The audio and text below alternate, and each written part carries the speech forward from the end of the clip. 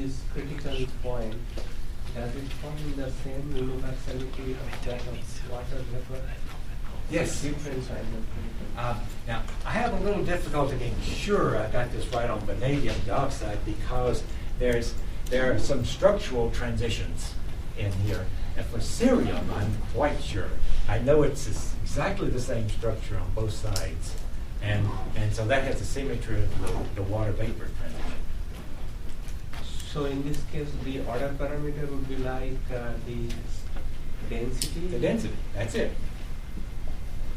Nothing else changes except the density, and then of course quantitatively the electronic spectrum changes completely. But qualitatively it's only changed by a factor of 1,000, but it still has the same symmetry. Now, in the one slide before, I have shown this nickel. This, yes. Yeah. In this case, at the Curie temperature, one in the right side, if you go to the high temperature, it is linear. In the lower side, it is very much dull. On the other hand, if we look at the second order phase transition in iron, the critical exponent we know for the relaxation time and so on, they are different in the two sides. In this case, what are does it follow the Rasbrook inequality in critical exponents? Has anyone calculated the critical exponent in both sides? Oh, and okay, now let's see if anyone has calculated. A lot of people have worked on the problem that if you have spin of a certain magnitude, then you can do classical or quantum calculations. And so now you have basically a complicated Heisenberg model, and then you can work out the critical exponents, right? And I'll be honest, I don't know what's been done for either one of these cases, but that's something that if you make a model, then you can really work out the exponents, and then you compare with the experiment, and the experiment's pretty well telling you whether the model was right or not. But quantitatively, we've gotten the right idea here, and then going right to this transition point is where these local pictures start breaking down. Question back here. You mentioned, at least you tried to compare silicon and cerium in terms of volume expansion. Yes. But it is reasonably well known that silicon has very low coefficient of thermal expansion. Metals generally tend to have much higher, at least probably an order of magnitude or higher.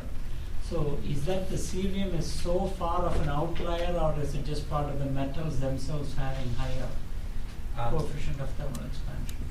Actually, let's see if I can get back to this. This is a problem I worked on, so I know a little bit about it. And if you can think of cerium as lanthanum plus an F electron. It really works out. This gamma phase where the F electrons are not making a very big contribution to the total energy of the problem is very much like lanthanum for its structural properties, for the compressibility. And when it becomes this higher volume phase, then it changes quite a bit. And now you can see that as a function of temperature, it's just totally anomalous. Like if you go above the critical point, it's the thermal expansion coefficient is just huge. Actually, it's the thermal expansion, because this is the high volume and this is the low volume phase. So these are polycrystalline or these are single crystalline metals? I think the actual experiments are usually on polycrystalline. Yeah, so materials. I was thinking if there are dislocations and degrees of freedom that come in. You're absolutely right, and I haven't worried about that very much, just to be honest. Okay. But what I do know is that what the experimentalists do is alloy the cerium, by thorium, small amounts, and then you do away with this funny little beta phase that has a different structure, and you have pure FCC all the way. And the models, and I think correctly, say that all that that's doing is getting rid of this extra phase and kind of diluting the serum. Okay, any other question? Could you just, I got a little lost when you said it was an entropy-driven change? Yes. Okay. The basically what was thought 50 years ago was that the alpha phase would have one F electron, and that would cause more binding, and this causes volume collapse. And there, let's see, no, wait. No, I'm saying it wrong, completely wrong. This is the phase that's more magnetic, so this had one F electron, and you could say that this collapse phase did not have any F electron, and so you explain this very big chemical, I'm still saying the wrong words, volume difference, by complete change in the number of F electrons. Okay? This was a picture up until the experimentalist, Jim Allen, is the person that actually did it, doing these experiments and core level spectroscopy and other things. They found that the number of F electrons basically didn't change. That's very close to one F electron in both cases. And from that point on, then you needed to have a completely different model. And the model that I helped generate was that this building up of the low energy scale actually was very sensitive to the volume and caused this large volume collapse. So quite unexpected, I think. Yes?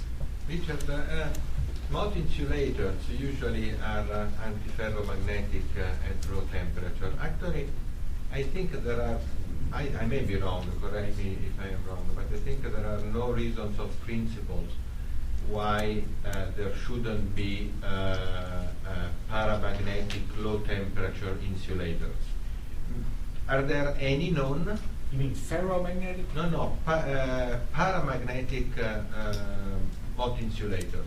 That's At low a really temperature. interesting question.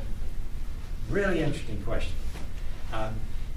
So the place where this Mott transition picture literally makes sense is at high temperature, where you don't have to worry about whether or not this system of spins are that's disordered, whether they order in some way or not. You can really make good qualitative arguments and quantitative even that you could go from a system that's metallic to a system that's insulating, and the fact that the order didn't change, it really has to do with entropy of these spins. I didn't answer your point on entropy before. That on the cerium problem, that's the slope of the line was the same because of the extra entropy that you get from these spins that are disordered.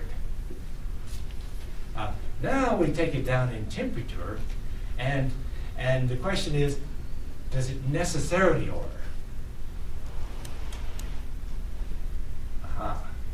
Does it have a finite entropy at T equals 0? Well, we know that almost all of these materials do order like this, but there's a great interest and some that possibly do not. And the most recent theories that I'm aware of are that you have a topological order at these. If this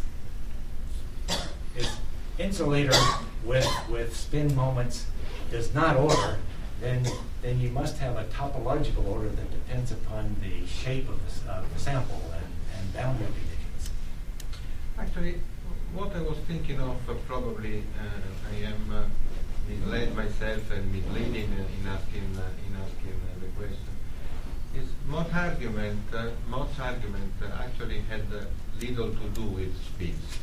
Absolutely. It was more a matter of charge, right, than of spin. Correct. So is there any system known where magnetism plays little or no role in the Mott-Hubbard transition. I'm not aware of one where the magnetism plays no role. If anybody is, I would be very interested. It usually is the open shell systems, and there's just no way to get away from that. Of course. Yeah, right. I understand. But we know that it's the Coulomb interactions finally that drive the problem. So it causes the energy scales, but you're still left with this degree of freedom. I'm asking this because, for instance, in mean field theories or density function theories often mimic the Mott transition behavior because they are able to account for antiferromagnetism, and this is the opening. They may give rise. So the insulating character may come just from the broken translational symmetry for if you have an antiferromagnetic insulator. But this is not quite the mechanism that was devised by Mott, right? It is related Absolutely, in it's some not. sense, but it and is that's not. a mechanism that's attributed to Slater. Exactly. Exactly. Right. That you get the correlation between different sites, which gives you the antiferromagnetic structure, was essential to get the insulating product. Yeah. And Mott's picture was that the order between sites just was a second order effect. That the most important effect was going to a system in which there were local moments, but they weren't ordered. Any other questions? Near the critical point, what kind of theory should one find? Is it the normalization group or marginal Fermi liquid? Has anyone tried with in the proximity of the criticality?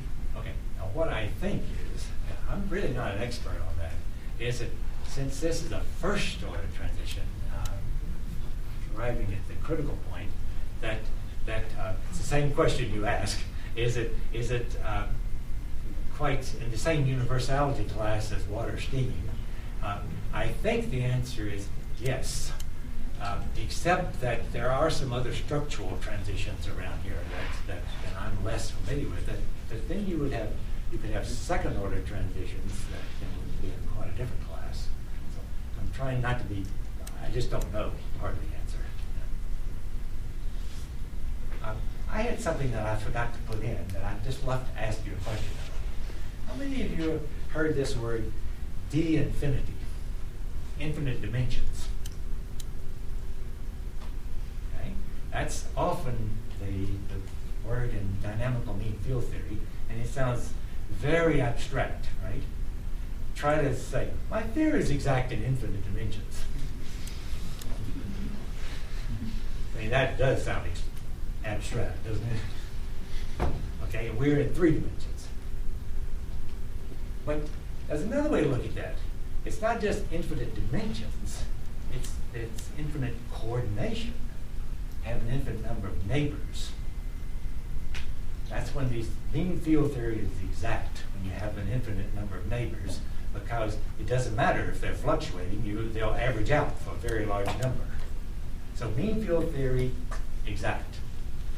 And now you say, well, sure, what does this have to do with 3 dimensions? And you tell yourself, how many neighbors are there for a face-centered cubic crystal? 12. Okay. Now 12 sounds closer to infinity. A lot. Right. And many properties you can classify as 1 over the dimension, or 1 over the number of neighbors. There's quite a few theories, but also there's good reason behind it to expand and 1 over the number.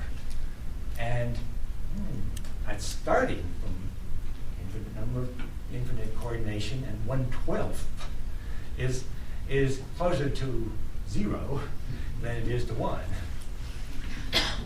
So there's some pretty good arguments that this makes sense. Okay? Okay, so we can close this section. Thanks our speakers. Thank